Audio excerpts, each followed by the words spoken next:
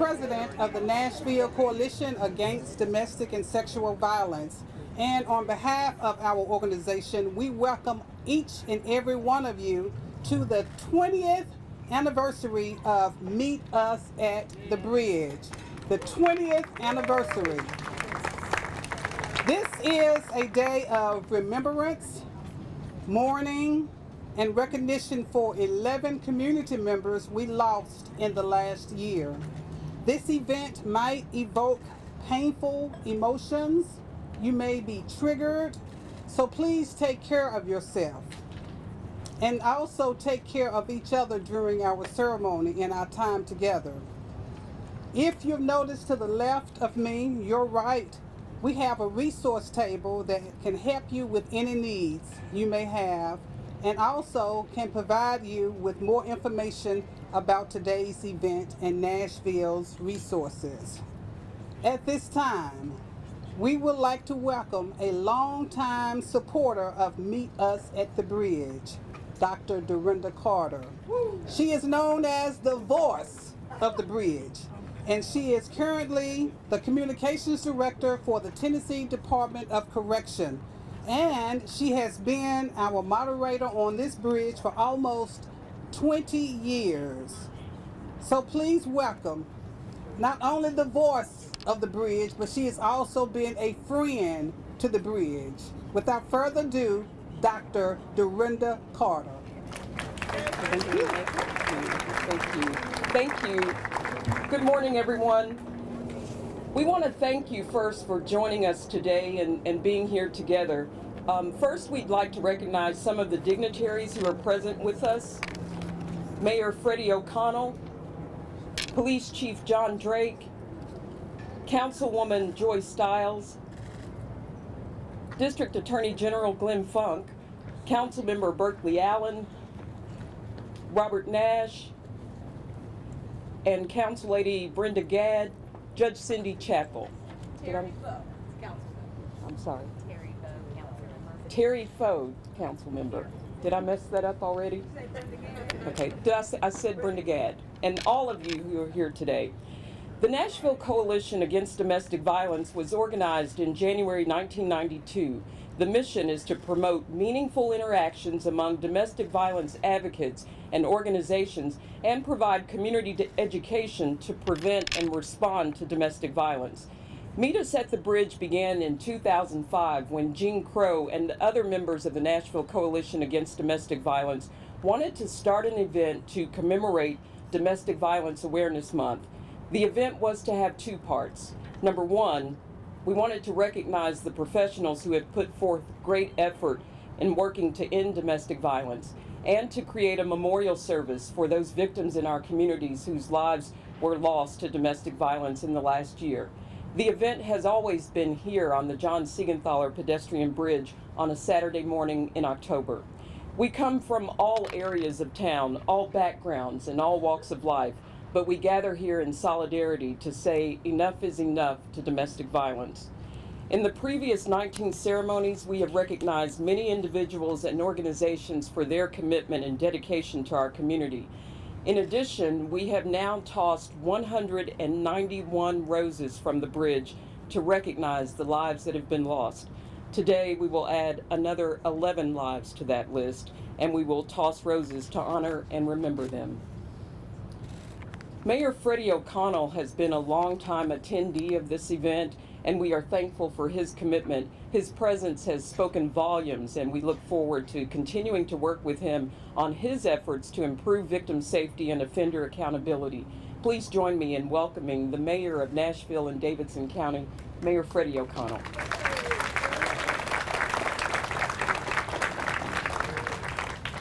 Good morning, everyone.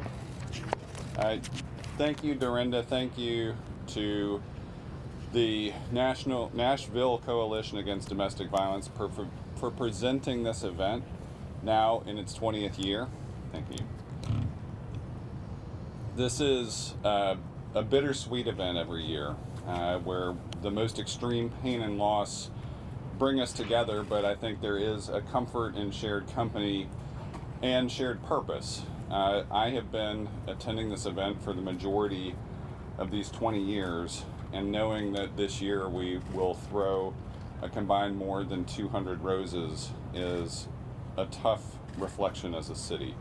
But here in Nashville, I want to thank all of you who are gathered here and continue to gather here, because so many of you are doing this work together every day to end domestic violence in our community and support victims. Here in Nashville, we've established domestic violence judges, prosecutors, and victim witness coordinators. We've created a counseling division within the police department for survivors of homicide, rape, and severe abuse. It remains one of the few police divisions of its kind in the country, and I know Chief Drake and MNPD always participate in this event. We've created the first court-based family justice center in the country, the Gene Crow Advocacy Center, which just celebrated its 10th anniversary. We've created the first governmental department focused on victims of interpersonal violence, the Office of Family Safety. In 2023, OFS serviced nearly 11,000 clients, including many referrals from our Metro Nashville Police Department. They issued 1,132 orders of protection, 3,770 safety plans, and 1,429 danger assessments. Those are numbers that reflect the importance of this event as how it impacts people. We recently celebrated the 5th anniversary of the Office of Family Safety's Family Safety Center, which has become a national model. It serves individuals who've experienced domestic violence, sexual assault, human trafficking, or child abuse. So this has been a year in which we've celebrated 2 important milestones of how we continually try to get better at this work. And of course, as we reflect on 20 years coming together for recognizing so many partners, it's also a reminder as we throw a rose at all each year that we have so much more work to do. Tennessee is ranked among the top 10 states for femicides in 20 of the past 25 years. We've never been outside the top 20. In 2022, nearly 20% of Tennessee's domestic violence homicides occurred in Davidson County. In 2023, there were 23,068 domestic violence cases reported to the Metro Nashville Police Department, and 70% of those were intimate partner cases. Again, we have more work to do. Our office is working closely with so many of those gathered here, including our Metro Council, on improvements in our criminal legal system that should help prevent violence and support victims. And I am grateful to so many of our partners who continue to come together and remain committed for years to do this work. Behind all of those numbers are names. We are remembering the lives lost this morning, and they remind us why we must continue to do better. Thank you for coming here today for 20 years of meeting us at the bridge.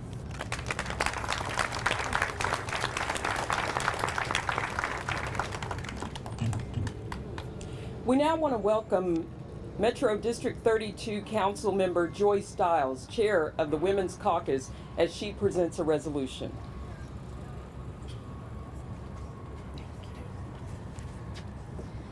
Good morning, everyone. I'd like to ask my fellow Women's Caucus members to join me while I give my remarks. And I would also like our other council members, our male supporters, Councilmember Jacob Coupin, this is his district, District 19. Thank you very much. And Councilmember Bob Nash, District 27, is also here. If you'd like to join us. There, he's coming this way. Okay. Fantastic. Thank you very much. It is an honor to be here with all of you today. It is a somber moment, recognizing that we have been doing this event for 20 years.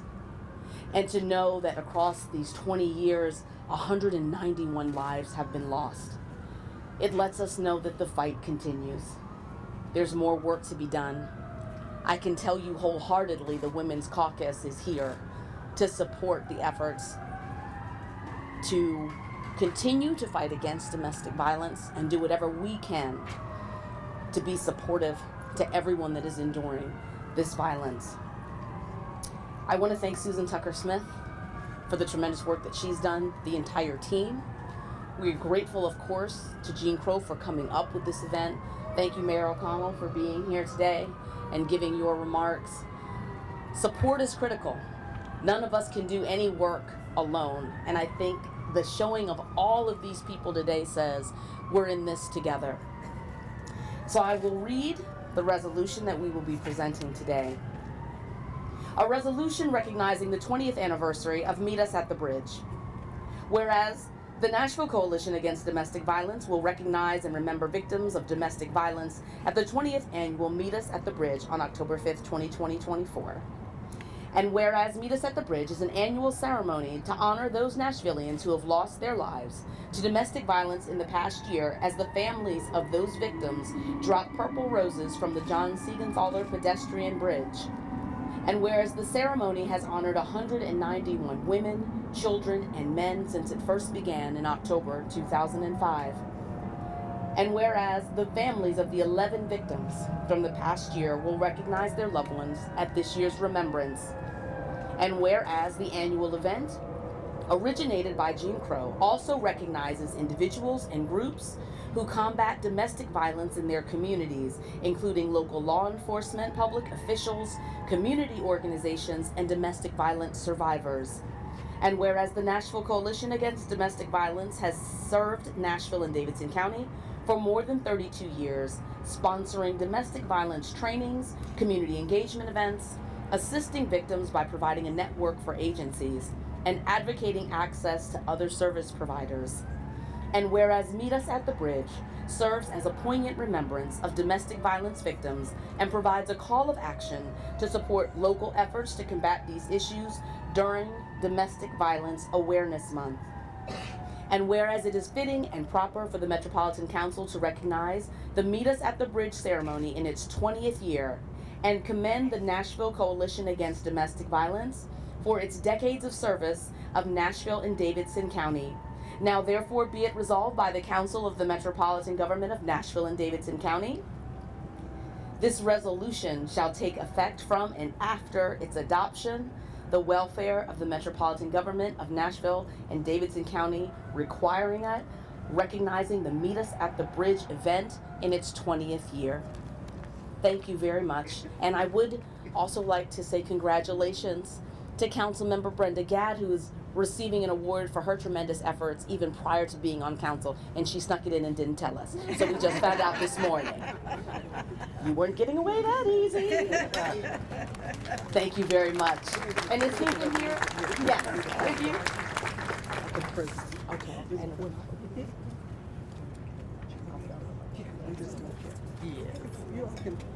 Come hither, Kodak moment, yes.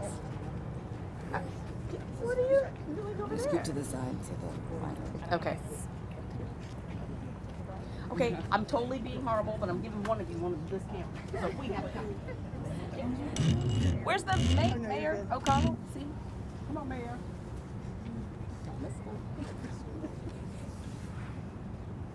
Will you stand up here so people over here by hello? Right here. There you go. Right here. Thank you. Yeah, perfect.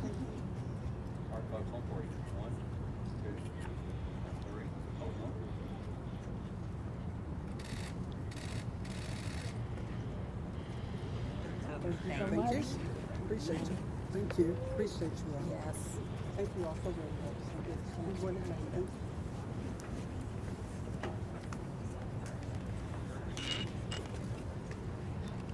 If you could talk into the microphone, it might get just a little bit louder. move closer. Yes, ma'am. Thank you, council members and Mayor O'Connell. There is so much good work happening in our community, and now we want to take this time to spotlight the individuals who are out here making a difference. We're going to begin our award ceremony with the Outstanding Service Provider Award, which is going to the YWCA's Weaver Domestic Violence Center Leadership Team, Sandra Dominguez, Tara Morgan, and Daphne Baker. Sandy, Tara, and Daphne, known collectively as the Dream Team, have fostered an environment that inspires their staff and empowers clients and their children. And they are currently doing all of this in the midst of a multi-million-dollar renovation to the 25-year-old shelter building. This team has exemplified extraordinary leadership, stability, and innovation in service delivery. Under their guidance, the Weaver Center has significantly expanded its training, education, and partnerships resulting in profound enhancement of services provided to both staff and clients. The Weaver Center's trauma-informed approach has elevated the quality of care, making a substantial impact on our community. Their dedication and hard work have transformed the lives of countless survivors and their families, and their contributions to the field of domestic violence are truly outstanding. They receive significant support from YWCA's President and CEO Sharon Robertson and COO Orrin Crouch. The Outstanding Service Provider Award goes to the YWCA's Weaver Domestic Violence Center Dream Team.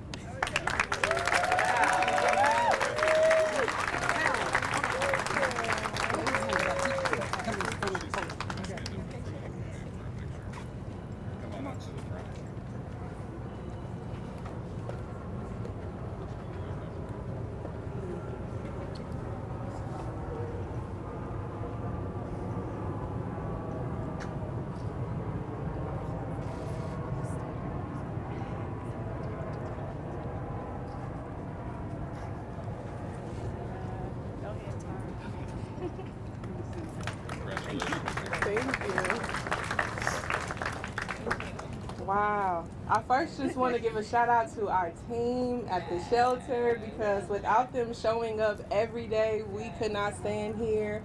So shout out to Weaver. We appreciate your support. When I first started at the YWCA 3 years ago, I made it a personal goal of mine to make this the best domestic violence shelter experience for all of our residents. And I feel like maybe we haven't arrived there yet, but y'all, we sure ain't where we started. None of us do this to be seen every day. And I do believe that we all were called to this work. And so it does feel good to be recognized. So thank you for, recognizing the change that we've made, that we will make, and continue to make. Thank you.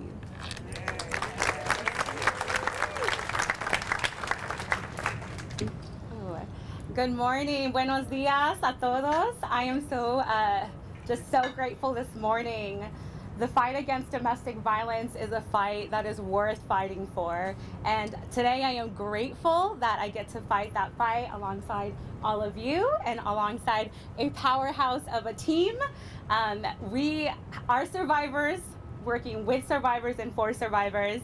And so this morning, like Tara said, we still have a lot of work to do, but we really appreciate your support and your encouragement.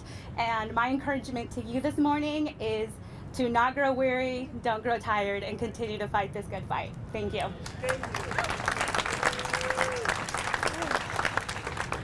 Good morning, everyone. I would just like to say, firstly, give credit to our CEO, Sharon Robertson, and our COO, Orrin Crouch, as we came in, like Tara said, we made a pact that we were going to be the best. And we have some crazy ideas sometimes, and, we change with the times, but they have supported us, and they have been there, every step of the way. And just want to say to our Weaver staff that our feet on the ground, we appreciate you guys. And I'm so emotional, but this work is hard. And like they said, we're undergoing a renovation. And not only do we want to be the largest DV shelter in Tennessee, we want to be the best shelter in Tennessee, facility-wise, service-wise, and just be there for the people. So we will continue to fight every day, and we'll just do our best. Y'all can depend on us. And also, go to our website if you want to donate. This does take money, y'all. It does. Because what you all don't know, the people coming to our shelter, we have provided over 16,000 nights of stay at the YWCA Nashville, Middle Tennessee. Some people come with nothing but the shirt on their back. We give them clothes. We give them, but they need birth certificates, IDs, whatever. We're there to serve them. So just keep that in mind, and we're gonna fight until we can't fight no more. Thank you. Thank you. Our next award is the Outstanding Law Enforcement Leadership Award, and it is presented to Inspector Rita Brockman-Baker. Inspector Brockman-Baker began her remarkable professional journey with the MMPD in 1988 as part of Session 17 alongside Chief Drake. In 1995, she became a detective in the sex crimes unit, where she was involved in several high-profile investigations, including seeing through the arrest of the so-called Wooded Rapist case, where she strategically, however you say that, obtained the John Doe warrant to prevent the statute of limitations from hindering justice. She came to the Domestic Violence Division as a lieutenant in 2001, and then in 2004, she became the acting captain and finally the captain of the Domestic Violence Division. Her passion for the work was palpable as she forged invaluable relationships with nonprofits and members of the coalition. Her work for domestic violence did not stop when she became captain over facilities management, as she was instrumental in working with all stakeholders to help build the new headquarters and the FSC. Finally, in her current position as the inspector over the interpersonal crimes branch, she has been able to combine her passion for the work with crime victims as well as enhance her interdivisional connectivity and understanding. The Outstanding Law Enforcement Leadership Award, Inspector Rita Brockman-Baker.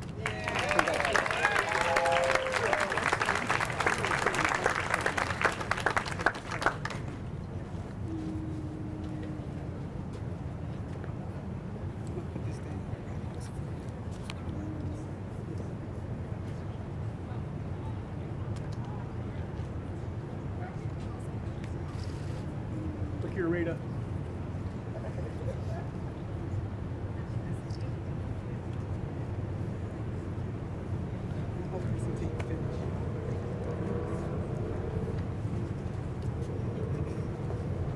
Wow, that's a lot, isn't it? This is such an honor. And as I consider the hard work, caring, passionate advocates, counselors, and officers and detectives who do this work every day, I feel like this award belongs to them. So thank you so much. You inspire me every day. It's a privilege to know and work with all of you every day. It's hard to believe it's been 20 years since this bridge event started. My heart goes out to all the families who are here who have lost their loved ones to senseless violence. And as long as we have one name on this list while we're on this bridge, we all have a lot of work to do. So God bless all of you. Thank you. Thank you.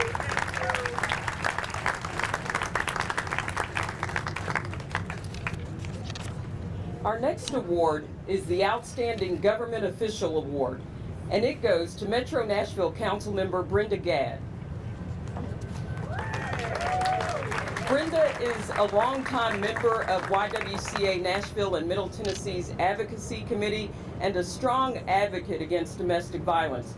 Councilwoman Gadd worked with YWCA to help educate members of the General Assembly to pass the Sheer Haven DV education law in 2021. After this impactful legislation was passed, Brenda then worked closely with advocates to devise model legislation and update the definition of domestic violence in Tennessee. Nearly 99% of all domestic abuse cases involve some form of financial abuse. With Brenda's guidance and support, the state's definition was changed in 2023 and now includes controlling, regulating, and depleting a survivor's financial resources as part of the definition of domestic abuse. As a Metro Council member, Brenda Gadd is a member of the Women's Caucus, and its collective support ensured that funding was included in this year's lean Metro budget for domestic violence programs. The Outstanding Government Official Award goes to Metro Nashville Councilmember Brenda Gadd.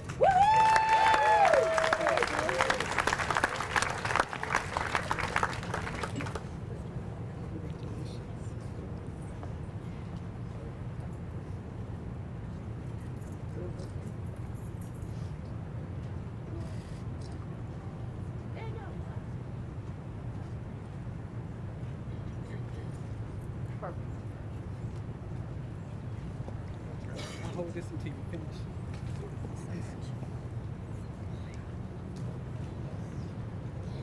Thank you so much for this moment of recognition. And as I got to Nashville a little over 20 years ago, I got here from a very small town where at that time it felt like options for those who are family members and friends who are experiencing interpersonal violence or domestic violence were few. Got here to a bigger city and it felt the same way. It wasn't because people don't care that there isn't resources, but often when you're experiencing domestic violence or interpersonal violence, it can feel like the options are few. About 20 years ago, I can't say I was here for the first one of these gatherings, but I found after losing a dear friend how therapeutic it was to be here in a gathering and to be able to hold their memory dear. And over the years, finding a space to advocate and to be involved in advocacy of laws that will change and better our lives and give us more opportunities and more options to seek help and to support those groups like we're recognized today and the others who've been recognized in the past and be recognized in the future of what they provide and able to provide and support. With that, I've moved from, I think, a friend of survivor, impacted person, survivor myself, advocate, and into the lawmaker role. And it is a wonderful full circle moment. But I will say in this space at the Metro Council, as you can tell from what came before me and what's here and where I have found a home currently for this term, it's a home that welcomes, and not only welcomes, but champions to make sure to champions not only awareness but actions to make sure we are leaving no stone unturned to see what we can do to stop domestic violence, to help survivors become thrivers. And with that, while this award has my name on it, I really do feel it's an award on behalf of the entire work of the caucus, the women who've been doing this work before me, and now we have 22 members, including myself, that will continue to do this work in alignment with everyone standing here. So with that, thank you so very much.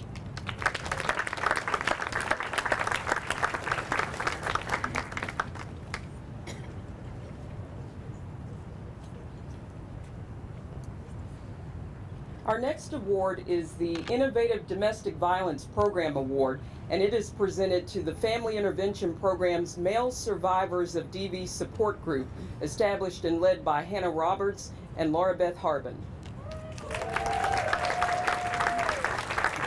This program addresses a critical gap in services by specifically focusing on male survivors of DV, a demographic often overlooked or underserved in traditional support systems. Male survivor groups are notoriously difficult to establish and maintain, and Laura Beth and Hannah have excelled in creating a robust and ongoing program. They have not only established this pioneering support group, but have demonstrated exceptional leadership and dedication in its ongoing success. Their work not only brings a new perspective to the fight against domestic violence, but also sets the standard for inclusivity, compassion, and effective support for male survivors. Hannah and Laura Beth embody wholeheartedness, compassion, and authenticity in every aspect of their lives. Whether in a professional setting or among friends, they remain true to themselves. They also are both always kind, thoughtful, and genuine. They never hesitate to step in with kindness, even when they're tired themselves. And that level of selflessness and empathy is rare.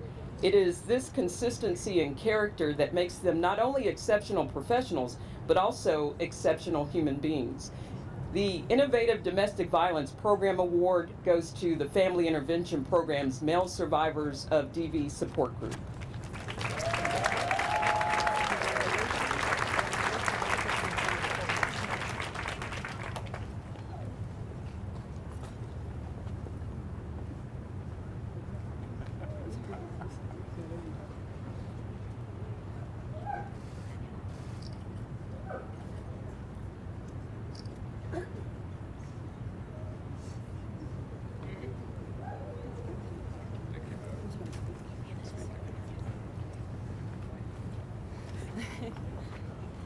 Thank you so much for the recognition. I didn't know all those nice things were going to be said, and now I'm getting a little misty.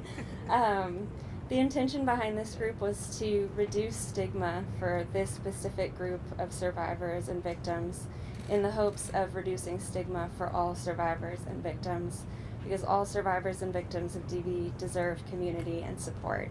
Thank you so much for the recognition.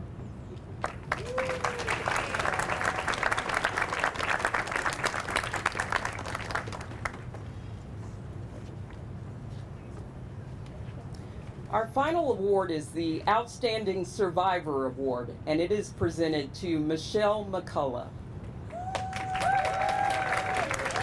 Michelle is a survivor who uses her voice to help break the cycle of domestic violence. She received emergency shelter at YWCA's Weaver Center and moved into the Mary Parish Center's transitional housing program. She is now currently serving on their board of directors.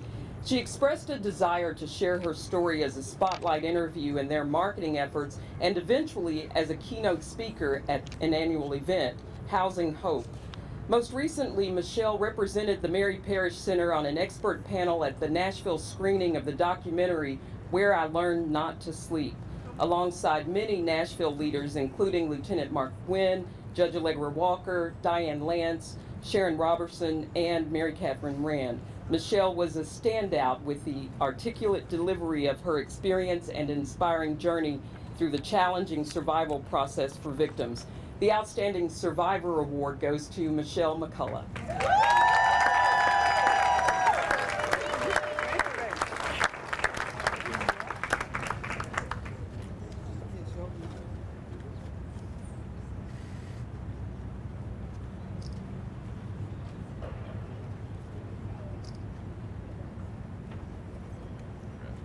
Can I get one more? I'm sorry. One more.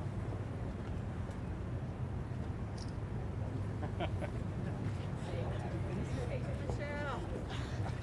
Love you, Michelle. I just want to say thank you to each and every person that is out here supporting this work. I never thought that I would be supporting this work. I just wanted to, be invisible and just live my life peacefully. But I guess my creator said, So I just want to say thank you, and I just want to highlight my family. My daughters are here, my grandbabies are here, my sister is here, my stand-in mom is here. I just want to say, you guys, I love you guys. Where's my other sister? My other sister is here. I love you guys. We are a family that's healing, and that's what this is. This is healing. And each and every one of you that does this work, the YWCA, Mary Parish Center, all you guys, every single one of you, Captain, oh my gosh, you guys, I can't say thank you enough. I can't do enough, and I don't plan on doing enough. I plan on continuing this work. I plan on continuing this work within myself and continuing this work in my generations and beyond. And I just thank you guys so much for this honor.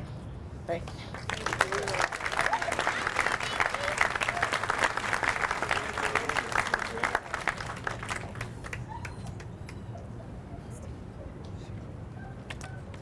Can we have another round of applause for Michelle and all of our award recipients today? We are so proud of the work and accomplishments of this year's award recipients, but now we'd like to invite all previous recipients, Meet Us at the Bridge award winners, up to this side of the bridge to thank you all for 20 years of helping to keep Nashville safe. Quickly.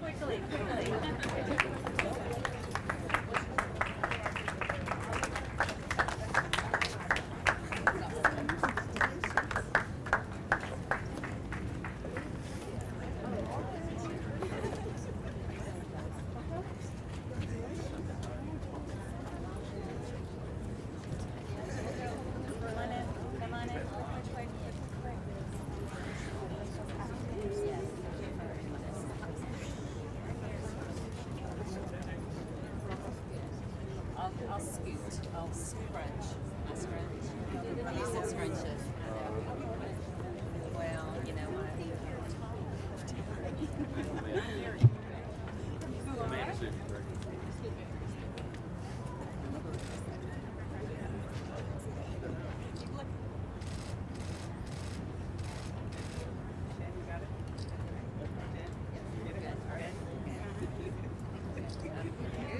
Thank you, Nashville. quietly, quickly, quietly. Really quietly. Readers stay, right? Readers stay, readers stay.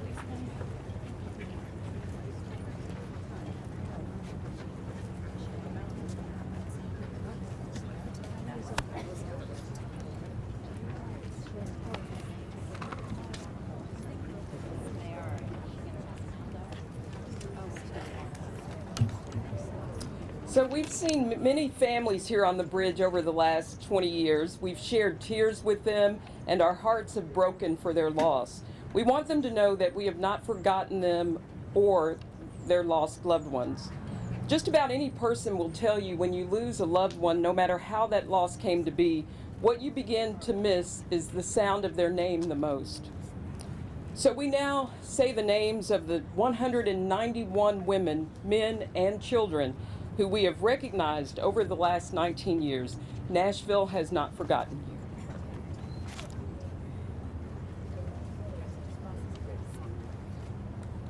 you. Names are so important. If for any reason I mispronounce someone, please correct me. I want you to remember the name correctly. Patricia Finley, Penny Richardson, Frank Potts, Jeffrey Freeman, Joseph Mercer, Coolin Sherrill, Davinia Faye Grant, Angela Marie Richards, Carlisle Mullins, Christina Eileen Hunt, Dolores Stewart, Adrian Smitty, Stephen Welker, David Austin Blansett, April Dawn Anderson, Donna Prim, Samantha Knight.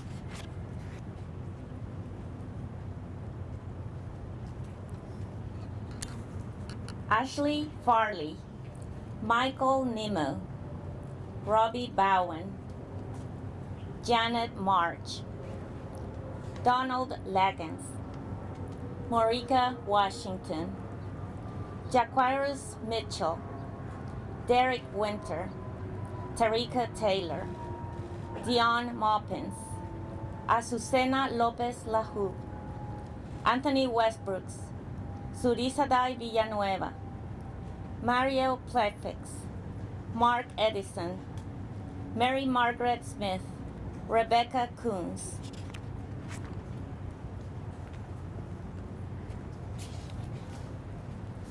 Gerald Hicks, Samuel Simmons, Arturo Arias Jimenez, Shiloh Sneed, Linda Butler, James Cannon, Melissa Moores, Adolfo Sarias, Ava Elizabeth Hanna, Shelley Hernandez, Yoranda Nadahomvu Kiyi, Wilma Suter, Audra McCullough, Manisha Crowderville, Steve McNair, Debbie Shearer, David Hurst.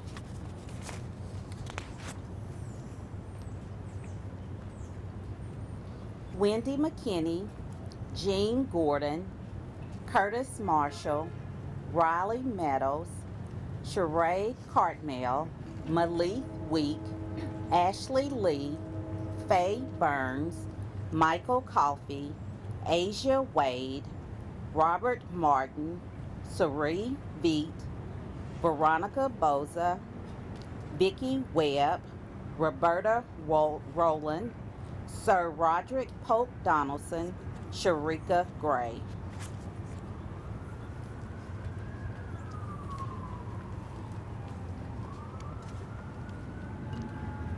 Stephen McRedmond, Kendria Davis, Anna Cruz, Almis Derilis and her unborn son, Jariah, Cortavis Green, Jennifer Fitz, Demetris Lee, Vicky Persall, Jacquees Gwynn, Erman Thompson, Eloise Costanza, Jordan Masters, Wayne Jones, Fabian Spence, Madiha Rashdi, Alexander Ray.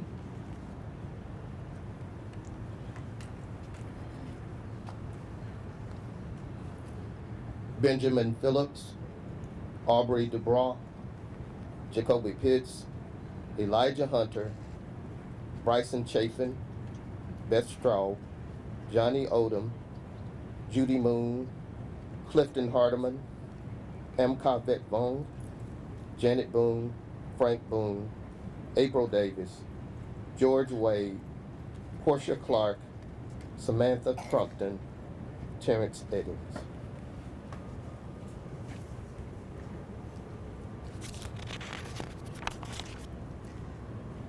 Chanel Bowen, Jacqueline Parker, Dr. Sandra Thomas Trudeau, Michelle Bergman, Laura Jones, Sunny Giordano, Robin Bell, Nikki Burgess, Shaniqua Murray, Daikisha Franklin, Alicia Hanvey, Amy Williams, Suzanne Daughtery, Crystal Daughtery, Veronica Warren, Scotty Bailey Sr., Tara Rich.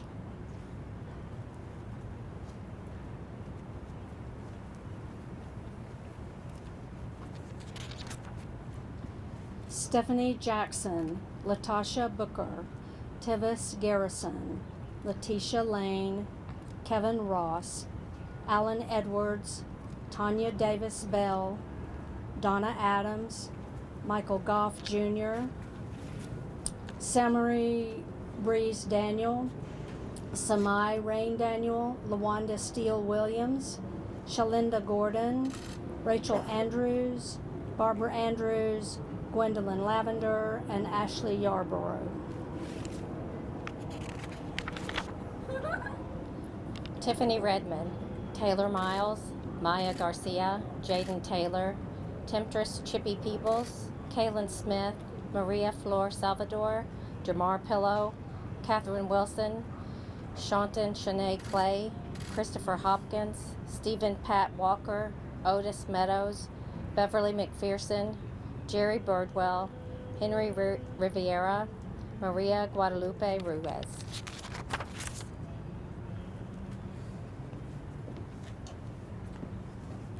Sayid Nielsen, Alexis Douglas, Amanda Byers, Courtney Moyers, Marie Varsos, Deborah Cisco, Camera Harris, Lakeisha Terrell and her unborn daughter, Tanel Simmons, Timothy Jones, Pamela Paz, Jim Hasey, Laterius Shelby Lewis, Michaela Jane Carter, Barbara Pitts, Michaela Clinic.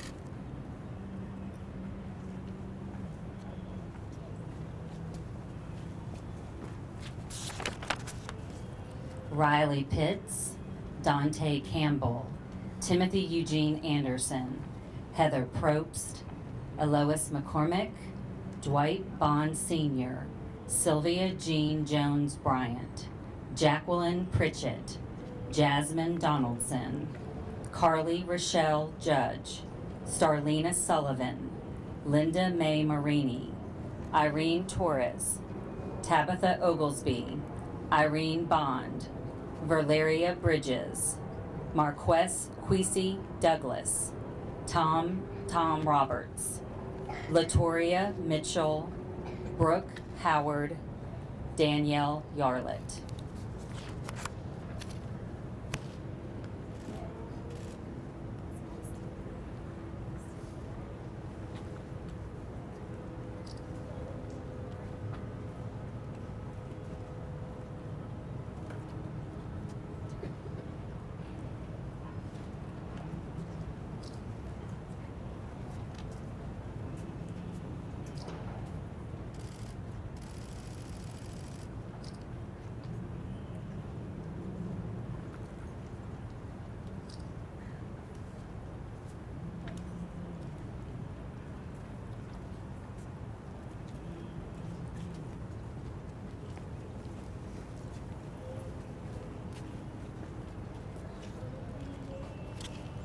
We will now honor the 11 lives we have recently lost Lieutenant Michelle Hammond from the Metro Police Department's Domestic Violence Division will lead us in this ceremony.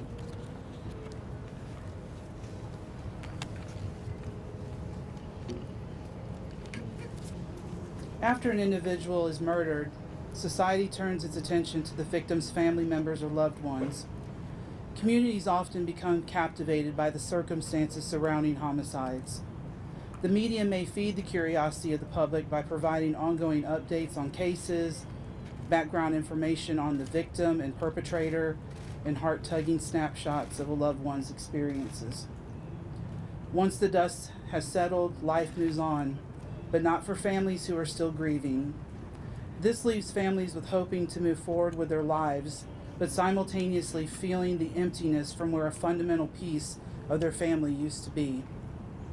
Nobody in America should live in fear because they are unsafe in their own home, and no one who is the victim of abuse should ever feel that they have no way to get out.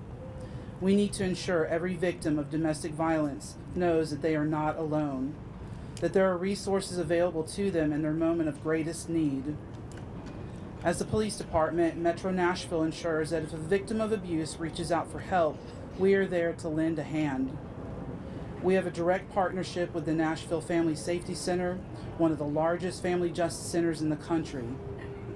This collaborative effort helps victims of domestic violence by creating a supportive environment for victims to receive free and confidential services from a variety of providers. Those services include everything from safety planning and danger assessment to orders of protection and counseling. For the past 20 years, our overall goal has remained the same. Remember those who lost lives, those who fought to save their lives, and honor anyone who is affected by domestic violence. Remember my story, remember my name, and now we remember 11 lives lost to our community. Jade Benning, 25 years old, and Ivy Blair Benning, unborn.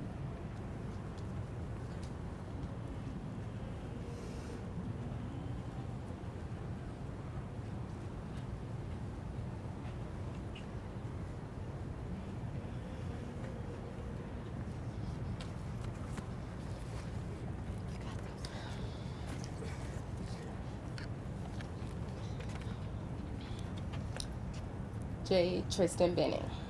I will always remember my friend as someone who radiated loyalty, love, and compassion in everything she did. She had a heart that never hesitated to give, always putting others before herself.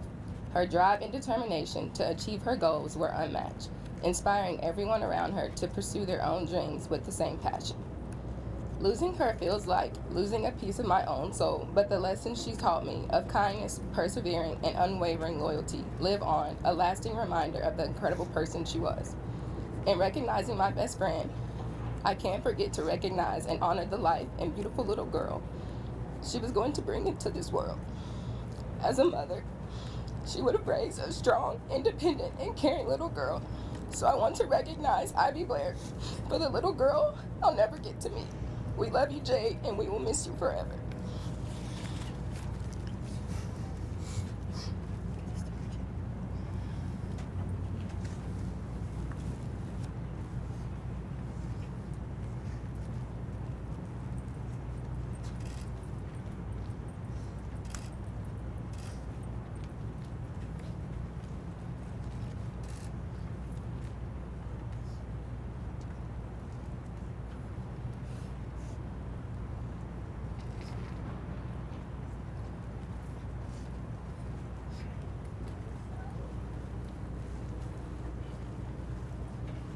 Ethel Geraldine Kennedy, 60 years old.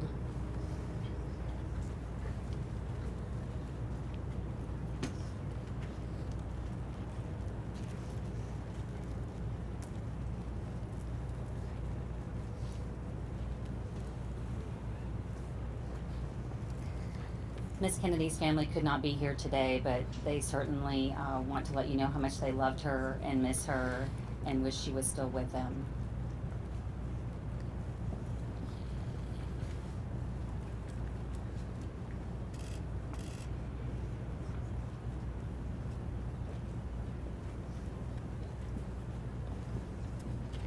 Alejandro Tum Chamatum, 48 years old.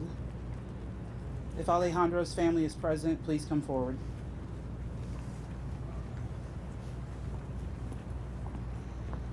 Alejandro's family unfortunately couldn't be here today, so I'll be speaking on their behalf.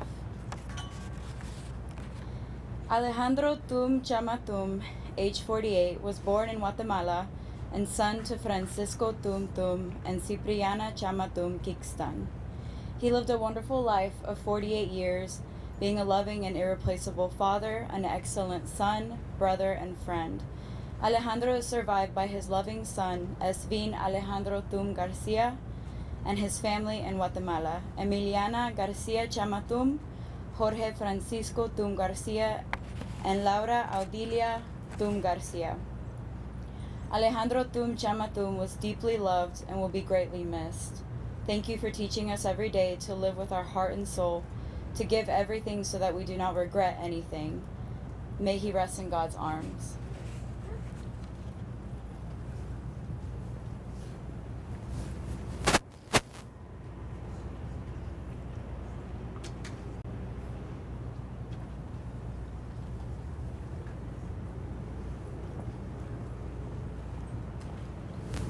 April Holt, 29 years old. If April's representatives and family are here, please come forward.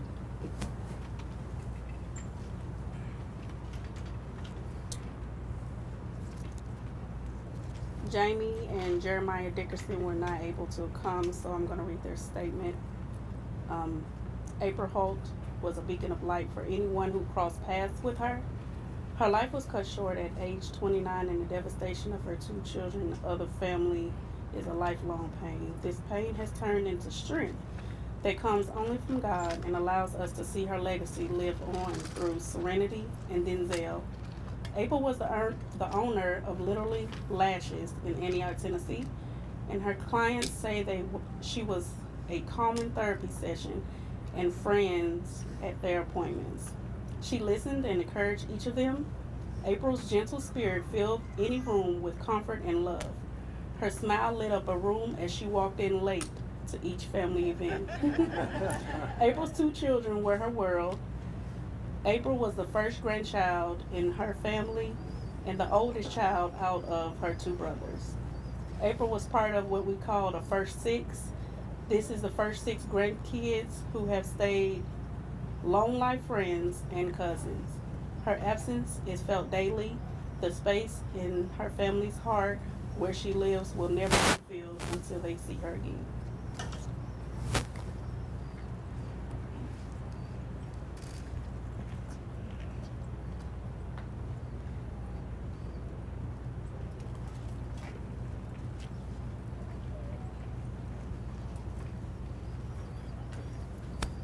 Marcelle Wilson, 40 years old. Will Marcelle's family or representatives please come forward?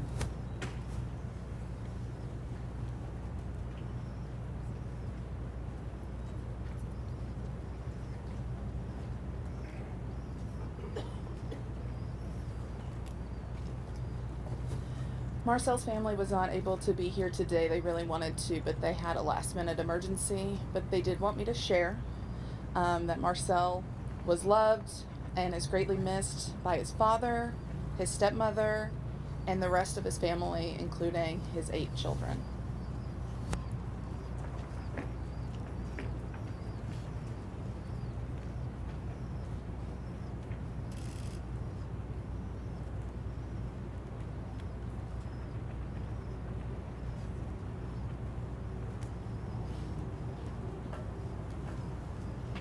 Jackie Wright Glynn, 76 years old. Will Jackie's family or representative please come forward?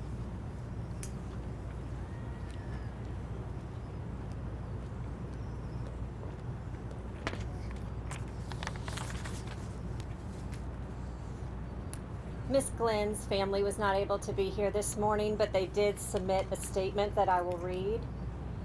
Jackie grew up in Nashville, Tennessee, graduated from Peabody College of Education with a specialty in early education. Jackie's spiritual gift was touch. She wanted to hug, cuddle, pat, kiss those she loved. Even as an adult, she also had the annoying habit of tugging on the earlobes of her grandchildren and children. Of all the successful roles Jackie had, being Yaya to her 3 grandchildren was her most impressive. For 20 years, Yaya was present at every birthday party, school function, drama event, baptism, confirmation, grandparent days, and anything else that her 3 grandchildren attended. I can't imagine a more warm, adoring, and loving grandmother ever existed. We are so fortunate to see Jackie's light shine throughout her life. She was doing that up until the day she passed. How blessed we were.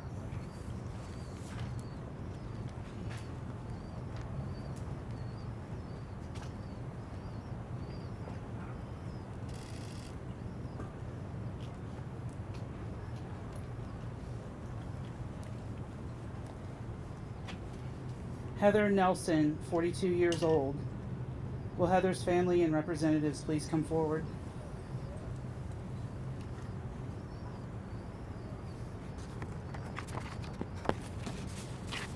Heather's family was unable to be here with us today, but her daughter Hannah and her mom Jane wanted everyone to know how much Heather will be missed by her family. Heather was about to meet her first grandchild in person and loved getting to FaceTime with him regularly. She had a passion for animals and loved her 3 dogs and everything to do with nature. Heather's friends loved that she lived authentically and always spoke her mind, but always saw the world through a lens of goodness. Those who knew her say that she had a beautiful soul and was always trying to make people smile. She will be deeply missed.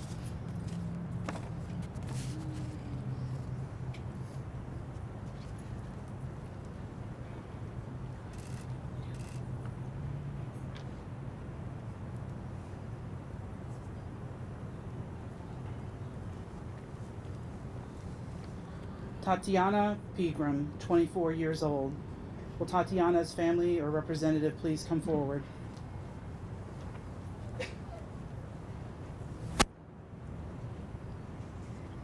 Tatayana's family could not be here today, so I'm going to say a few words on her behalf. I did speak to a few of her family members and friends. They all had such positive things to say about her. Specifically, almost every single one of them mentioned that her smile would light up a room, light up her whole face. She was always positive, talking to anyone she saw made them feel very special. Even when she was working night shifts, she made people feel loved and welcome and happy. So she will be very missed, but her family loved her dearly.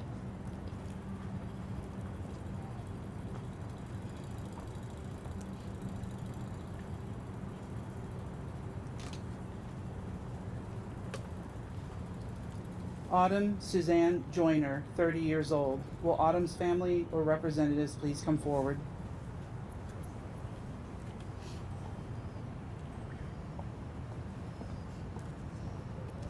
Autumn's family and friends unfortunately couldn't be here today, so I'll be speaking on their behalf. Autumn, also known as Audie Suzanne Joyner, age 30, was born in Tucson, Arizona, and was a cherished daughter. Autumn graduated from Sabino Canyon High School and earned a bachelor's degree in filmmaking from the New York Film Academy in Burbank, California.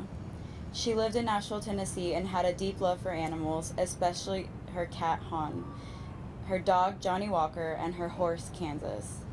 Autumn was gifted in music, singing, writing, filmmaking, and painting. She enjoyed traveling, Disneyland, and spending time outdoors with family and friends.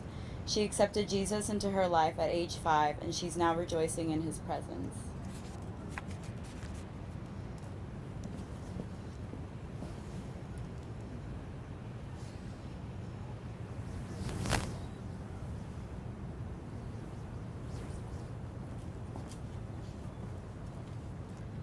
Emily Bradley, 44 years old. Will Emily's family or representative please come forward?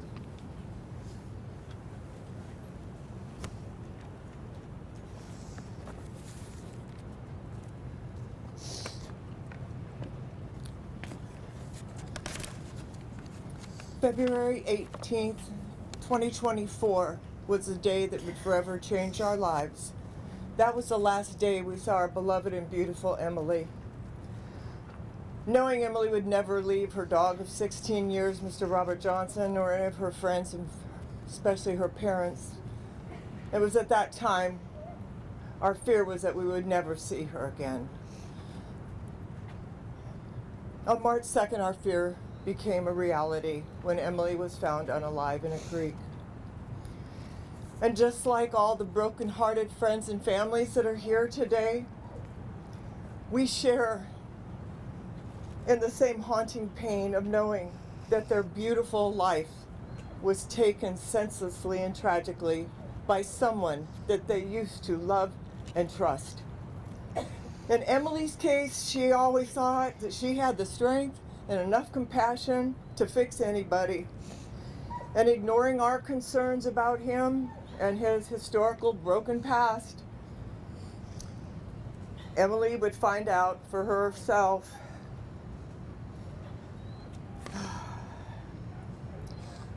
would validate something that she used to say, that hurt people hurt people.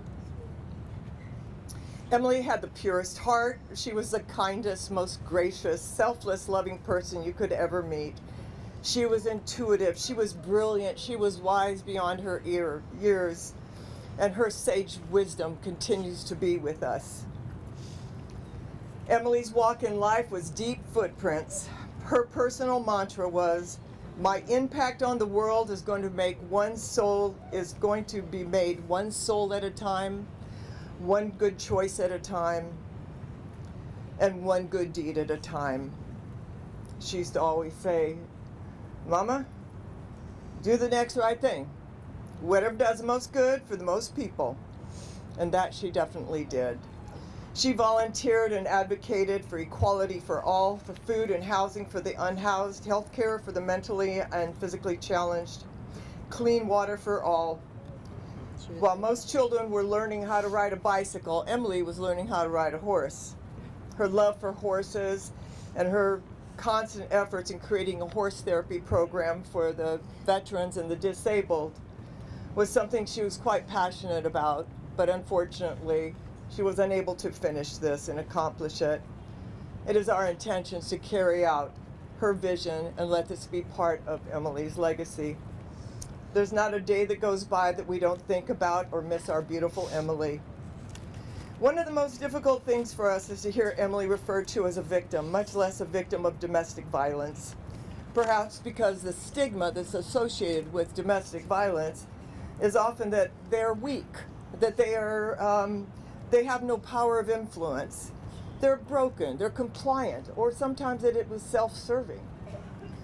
But we need to change that dialogue because Emily and all of your loved ones was not that. They were strong, they were unique, they had dreams, they loved big, and they mattered. Now, each one of us today, we carry that task because by definition, yes, they were a victim of domestic violence. 3 wakes, 2 candlelight vigils, 3 celebrations of life, and today's amazing tribute. It reflects the overpowering amount of love and respect that has been shown for Emily. And it is truly a beautiful testament of her kind spirit and virtuous character, and a remembrance that we should all live our lives in such a way that we will be respected and honored in our passage. And as Emily would say, be the love, be the love. Be the love, the light, be the light, be the light. I'm sorry to all of you guys. I wanted to tell you that it's beautiful seeing you all here together. I got a hug while I was breaking down. The hole that's left in our lives when our people are taken from us is something that can never, ever be filled. I'm learning that firsthand, that grief has no beginning, no end. I don't know that I'll ever be the same. I don't know that I'll ever walk down Dickerson Road, Gallatin Road. Like, my neighborhood doesn't even look the same to me anymore. Everything is different. And however long it takes, I know that it may take forever. The void will never be full, no matter how many times we gather and celebrate and all the things. But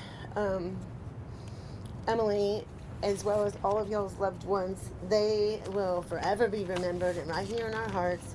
And I miss her so much. And I know you guys miss your people too. And thank you for all being here together today. And thank you for all the workers and all the people, the detectives and all of the people that work tirelessly to try to save our loved ones or bring justice to our loved ones, because without you guys, I mean, it feels hopeless trust me, I played detective myself, and it's way bigger than any of us by ourselves. So thank you guys for uniting here and throwing this today. And thank you guys for all sharing our grief and pain.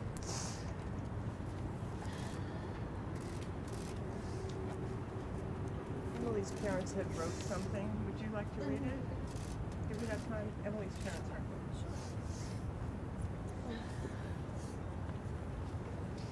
Miss Judy has just asked me to read this statement from Emily's parents.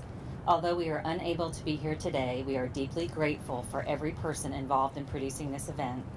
To have our beloved Emily honored in this way for the purpose of bringing critical attention to honor domestic abuse and the crucial need to do everything we can as a society to eliminate it. We also want to extend our most heartfelt condolences to the families and friends of the other 10 victims honored here today. Our Emily was the most amazing and the kindest person we have ever known. A brilliant and gifted, devoted, loyal soul full of grace, humility, and gratitude, with the courage of a wonderful spirit. She was a stunningly bright star in the universe and a wonderful daughter. We will always be proud of the way she used and shared her gifts to try to make a difference in the world, doing the good she could for the most people, as was her driving purpose and goal. Our hearts are forever broken by our tragic loss of Emily. There are 10 other families here today whose worlds have also been tragically changed forever, and we represent but a tiny percentage of people who suffer from similar pain here and across the country. This is a forum to honor and memorialize our sons and daughters who are gone, but to also focus on support all women and men who live in domestic abuse. We see a dire need to step up to the inadequacy of laws in our society that address domestic abuse. We're gathered here today to seek the support of our leaders and legislators to make stronger laws and stricter penalties for domestic abuse that will support law enforcement's efforts to remove these perpetrators from the public and put these criminals in the penitentiary where they belong. Once again, thank you to all who have made this important event possible. It matters a lot.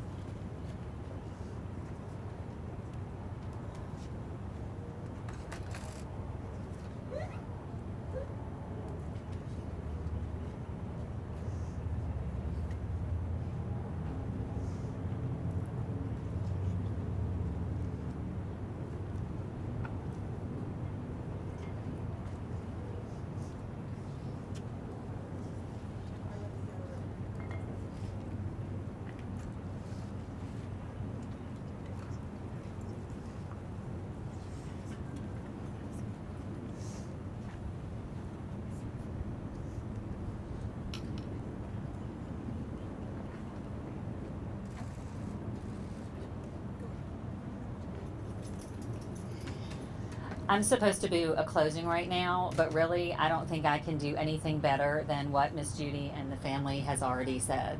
They have said it all. We need to band together, and it's 20 years of this, you guys. 20 years, and we should be angry. I think we should be angry, and we should use that anger in a positive way so that we don't have 11 names next year. I appreciate all of you. I appreciate your support. I appreciate you being here in the heat. I'm glad it's not Helene from last week. But thank you for all the work that you do. I'm so sorry. She keeps trying to interrupt me. To interrupt you, Susan. But we have a special presentation before you all leave. Susan, if you could come back up, and Tina Fox, if you'd come up. Thank you. We first want to acknowledge all of the participants for this morning's ceremony. We have had just an copious amount of support over these last 20 years. We have dubbed Dr. Carter as the voice of the bridge, and now we have dubbed Susan Tucker Smith as the friend of the bridge and or the actual bridge. So Susan, we want to thank you for your relentless support over the last 20 years. Susan has set the pace for this bridge, and she has done this for 20 plus years very independently, although we've been asking Susan, can we please help you? And so Susan, we want to say thank you for your support. Thank you for the love of the work that you do. Thank you for your wisdom, and we thank you for your worth. So at this time, on behalf of the Nashville Coalition Against Domestic Violence, on behalf of the board and the executive team and every member, we have a special presentation for you. Yes, Susan. So we know that General Fox advised that he had to leave, but Chief Drake, if you will come, and Tracy Houston, if you will please come as we get a picture with Susan, please. Susan. Look at Susan. Y'all are, this is not supposed to be about me. We will also ask for the mayor to join us as well. Thank you. Let's do that.